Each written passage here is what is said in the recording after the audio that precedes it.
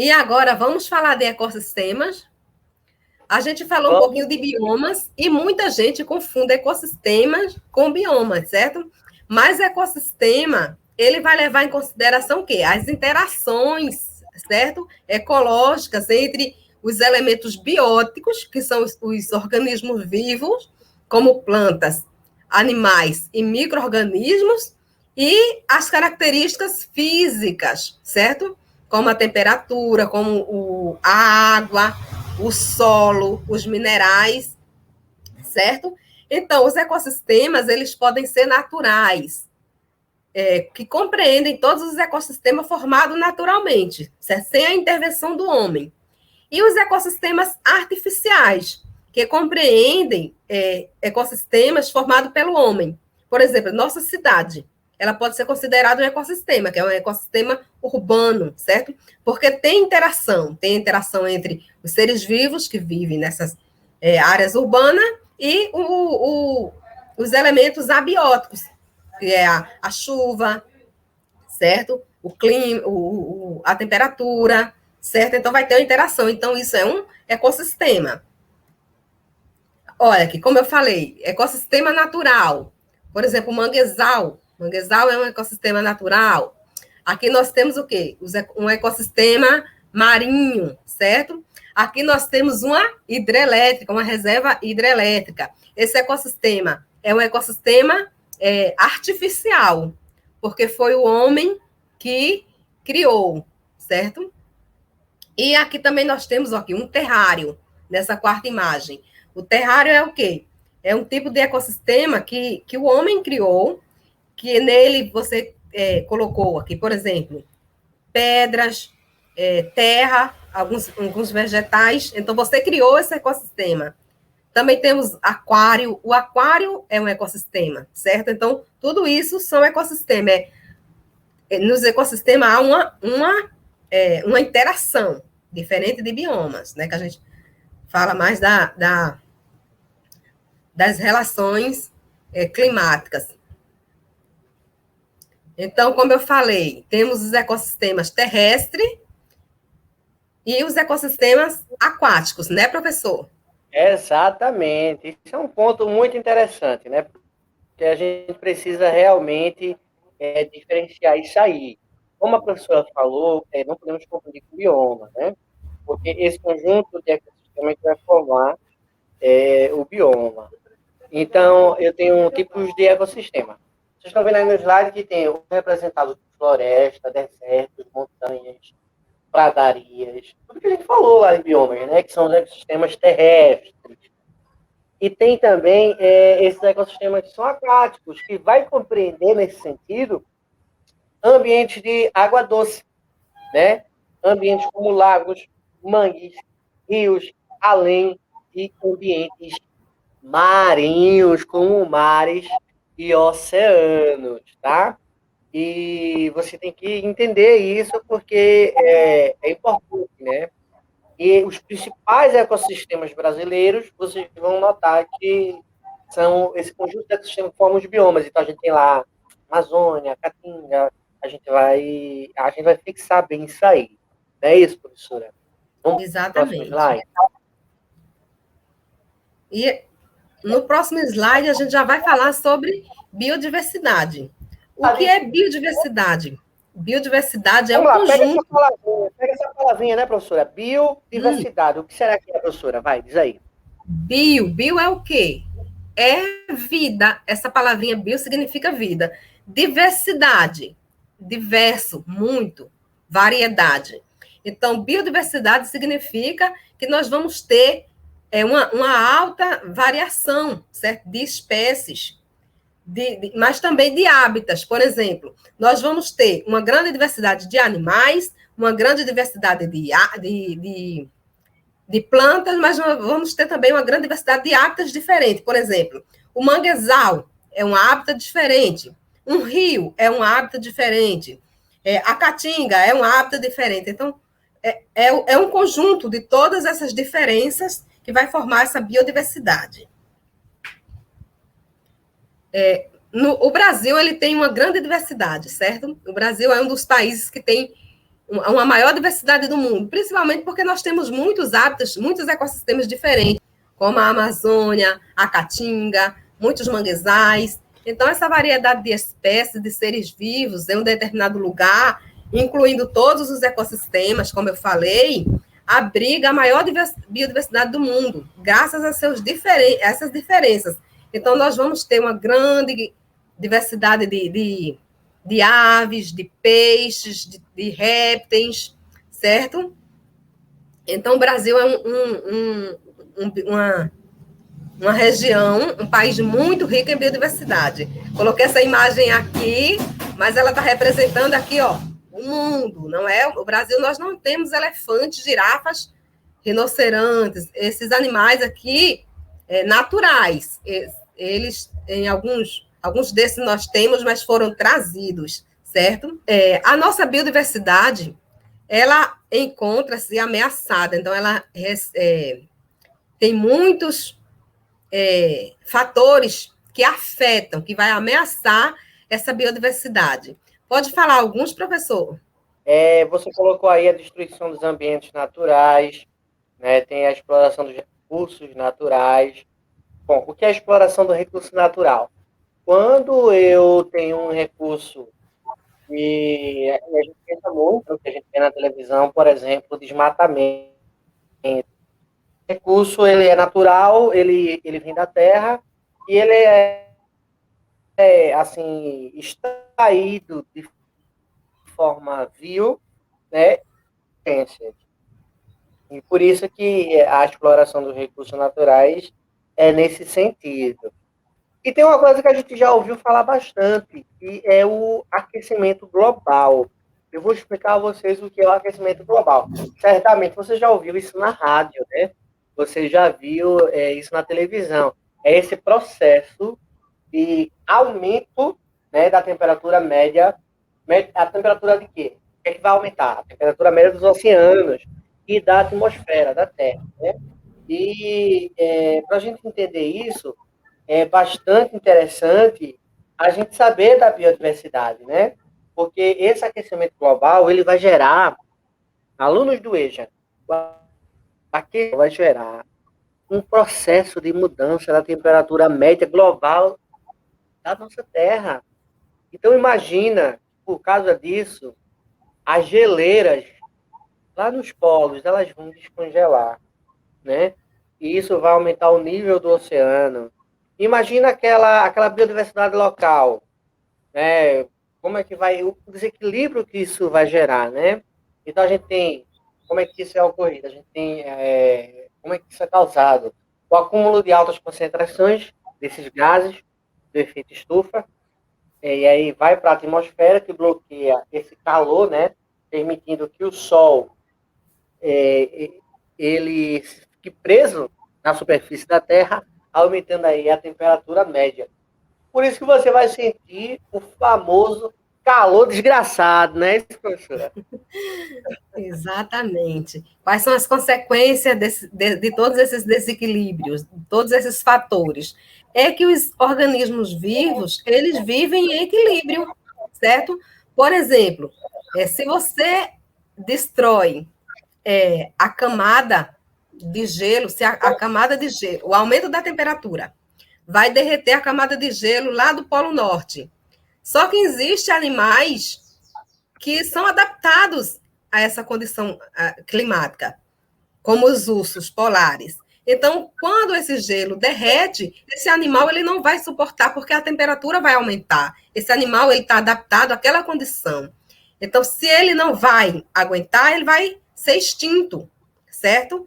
E uma da causa dessa perda de biodiversidade, pessoal, é a poluição, né? Então, esse tema, diversidade biológica ou biodiversidade, vai estar ligado a causas. Uma das são que o que é poluição? É esse uso excessivo, né, desses recursos naturais, a expansão da fronteira agrícola, né, desculpa, e esse detrimento dos habitats naturais. Também a gente vai ter que considerar na poluição a expansão urbana. Então, quando a gente nota o aumento de carros, de veículos Esses carros, vocês estão reparando, está saindo uma fumacinha do cano de escape? Esse cano de escape tem um nome. Que nome é esse, professora? Dióxido de carbono. Isso não é bom. Isso não é bom para a natureza. Né? E aí vai para a atmosfera e a gente fica nesse ciclo de aquecimento global, não é isso, professora? Exatamente. Além disso, não é só a poluição dos carros, mas também aquela pequenas, aqueles pequenos hábitos maus que a gente costuma ver, observar.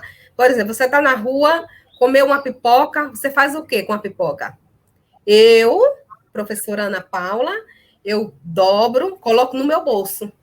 Quando eu estou de bolsa, eu coloco dentro da bolsa. Quando eu não estou com bolsa, eu boto dentro do bolso. Ou então seguro na mão até encontrar um lixeiro. Muitas vezes a gente não encontra, às vezes eu acabo trazendo para casa. Só que, infelizmente, tem gente que não faz isso, né, professor? Tem gente que faz o quê? Quando come uma pipoca na rua. Jogar na rua. Qual é a consequência disso, professora? Poluição dos rios, Poluição né? dos rios, exatamente. Porque vem a chuva arrasta esse lixo, vai parar nos bueiros, dos bueiros vai parar, ou causa entupimento, ou vai parar onde? Nos rios, vai poluir, né? Então, esses hábitos, esses péssimos hábitos da população, é grande responsável, né? Tem uma grande responsabilidade para esse desequilíbrio ambiental. As consequências são enormes, gente. Vai deixar a acidez da água muito maior, né? Quando a água está ácida, isso impede a sobrevivência de peixes e plantas que estão ali naquele habitat, né, professora? Isso exatamente. E, além disso, muitas espécies de animais, como tartarugas e peixes também, podem ingerir, né, esse lixo e morrer sufocados. O que é essa tal de espécie invasora? O que é, professora? Então, espécies invasoras são espécies de plantas ou animais que são trazidos de locais diferentes e introduzido numa área que não era dele. Por exemplo, você trouxe, eu vou falar uma espécie bem conhecida que nós temos aqui, a jaca. Já ouviu falar em jaca, professor? Gosta de uma jaquinha? Já ouvi falar, sim, da jaca, e eu já não é do Brasil, tá? Não, a jaca não é do Brasil. A jaca é uma planta asiática, certo? Então, ela foi trazida há muitos anos para o Brasil e ela se reproduz muito rápido, ela compete com as espécies locais, certo? Então, ela se reproduz muito rápido, ela ocupa muito espaço porque é uma árvore de grande porte, então isso a gente chama de espécie invasora. Uma espécie de animal invasor que a gente conhece, assim, não sei se todos conhecem, mas se a gente pesquisar, a gente vai encontrar que é o peixe-leão. Esse peixe, ele foi trazido para alguns, era de uma localidade específica e ele começou a ser introduzido em outras regiões. Quando ele chega em outras regiões, geralmente eles foram trazidos pelas águas do lastro dos navios. Quando ele chega em outra região, ele não tem um predador natural, ou seja, ele vai se reproduzindo, ele vai competir por alimento nesse novo hábitat.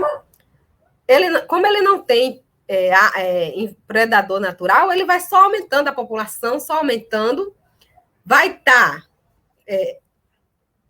se alimentando de outras espécies e ninguém vai se alimentar dele. Então, ele vai estar diminuindo, ele vai estar ameaçando as espécies locais, certo? Então, olha que exemplo fantástico. Deixa eu até anotar aqui. Peixe, o que, professora? Peixe-leão. Peixe-leão, anota aí, Eja.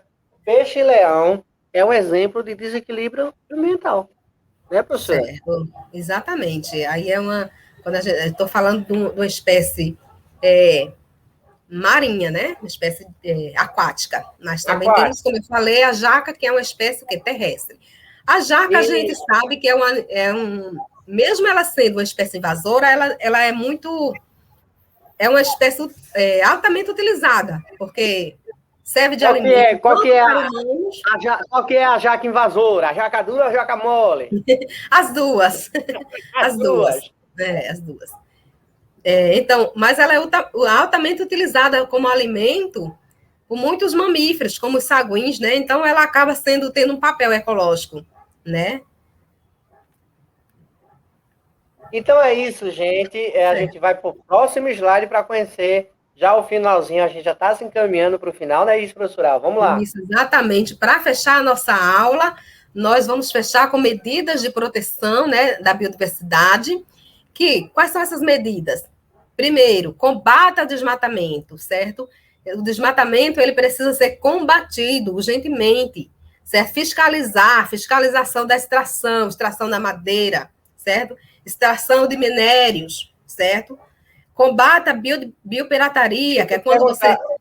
Deixa eu perguntar, o que é biopirataria? O que é isso? Biopirataria é quando você tira um recurso de um local, por exemplo, tira uma planta da Amazônia e leva lá para os Estados Unidos, para os americanos pesquisar um novo medicamento, certo? Pega um animal e vende para outro país, isso é crime, certo? Muito sério.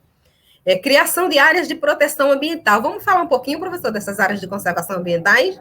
Vamos sim, essas áreas de proteção ambiental, pode sim, vamos lá. Essas áreas de proteção ambiental, gente, elas são muito importantes. E não é uma coisa que está fora da nossa realidade, né? Por quê? Porque a gente tem aqui no nosso estado, a gente tem unidades conhecidas. Então, essas áreas são tá? E é prevista na lei, inclusive. E elas fazem parte do sistema de conservação do bioma, né, do meio ambiente, e tem um certo grau ali de ocupação humana. Então, por exemplo, pode-se haver moradores, mas tem um controle desses órgãos de proteção ambiental. Que órgãos são esses? Então, a gente tem aqui em Pernambuco o CPRH, né? A gente tem a nível nacional o IBAMA, e a gente vai ter áreas de conservação. Essas áreas de conservação, né, que a gente vai chamar de APA, Área de Proteção Ambiental, são áreas em geral extensas, né? E o processo de ocupação ela é controlado, como eu disse. E a gente vai ter toda uma fiscalização, né, professora? Exatamente. Essas áreas de conservação, ela pode ser de dois tipos.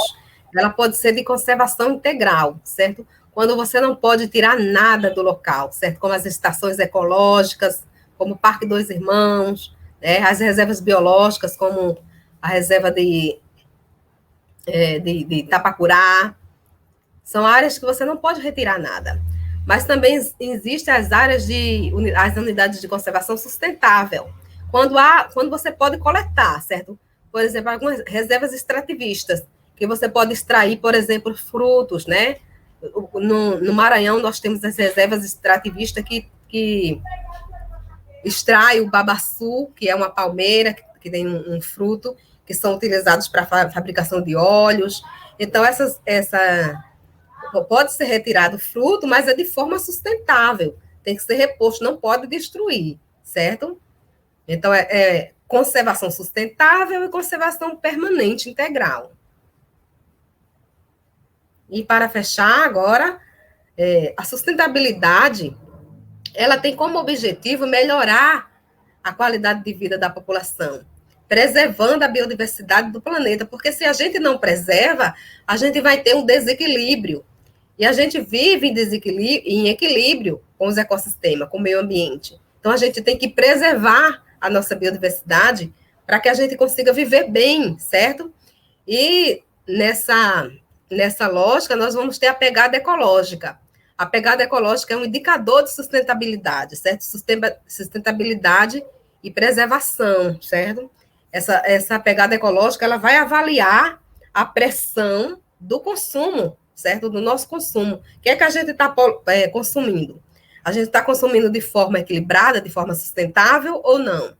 Certo? O que é que a gente está produzindo? A gente está produzindo produtos ecológicos ou estamos produzindo coisas que depois vai estar gerando esse desequilíbrio ao meio ambiente, né, professor? Então, isso é muito importante. A gente pode fechar bem essa aula com essa reflexão. Exato, a gente tem que pensar se a gente está usando fontes de energias renováveis, né? Porque a senhora falou, a gente tem que analisar todas essas situações, inclusive de racionalizar e controlar a exploração de recursos minerais, né? Porque existem fontes de energia minerais que são limitadas e existem essas reservas na Terra, né? Então tem que fazer uma estratégia de controle e que isso também nos leve a outro patamar de desenvolvimento sustentável, que é a reciclagem, né? Fazer coleta de lixo é importante, por sua, vai fazer a sua prática, né? Então, você já viu aquela lixeirinha? Geralmente a gente vê em repartição pública, né? Em espaço público. Então, tem o lixo comum, que é o lixo, a lixeirinha branca. Aí eu tenho a lixeirinha verde, que é para o vidro, não é isso? O amarelo, se eu não me engano, Exatamente. é metal. Aí eu tenho o vermelho, que é para o plástico. O azul clarinho, papel. Então, a gente tem que fazer a nossa parte, né? Essa coleta seletiva é importante para ajudar. Professora, tem também meios de transporte que não são poluentes. Bike, né, professora? A famosa bike. Sim, Por quê? exato. Porque a gente Além de vai você evitando. não tá poluindo o meio ambiente, você ainda está se exercitando, né? Então, nós Isso, devemos pensar os nossos hábitos, pensar a nossa maneira de consumo e pensar como é que nós estamos descartando o nosso lixo, certo? Porque para a gente pode ser lixo, mas para outras pessoas pode ser recursos, certo? Então, tudo que é reciclado, reciclável, como as garrafas PETs, os vidros, a gente precisa separar, a gente não pode colocar tudo no mesmo espaço, mesmo que não tenha uma coleta de lixo seletiva na sua casa, mas você separa, de repente você conhece alguém, algum ponto de coleta, você não custa nada levar ou entregar para alguém que faz essa coleta, certo? O óleo de cozinha, é muito importante que o óleo de cozinha não vá para a pia, não vá para o ralo, porque vai estar contaminando o quê? A água, vai estar contaminando lençóis freáticos, vai estar contaminando o solo, o óleo de cozinha, quando ele vai para o solo e é degradado, ele vai gerar o quê? Gás metano, e esse gás vai para onde? Para a atmosfera e vai provocar atmosfera. aquecimento global, certo? Então, existem Então, vários pontos de coleta de óleo de cozinha, inclusive no Instagram tem um grupo chamado Green Girl, que faz coleta de óleo de cozinha, certo?